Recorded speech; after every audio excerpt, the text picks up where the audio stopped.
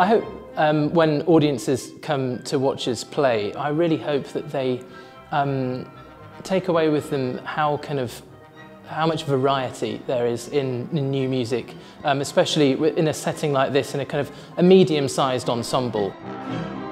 I hope a lot of different responses might come out of it. Hopefully they will be enlivened by what they've heard. They'll be impressed by the sound colours that the composers have created. They'll be interested in hearing these pieces again and other new music.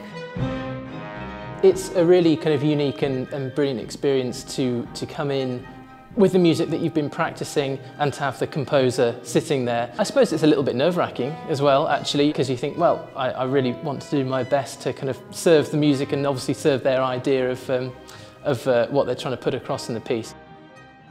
Because a lot of these pieces that we're performing are premieres, you kind of really take ownership of the music. You can really kind of, with the composer's guidance, kind of put your own stamp on the part.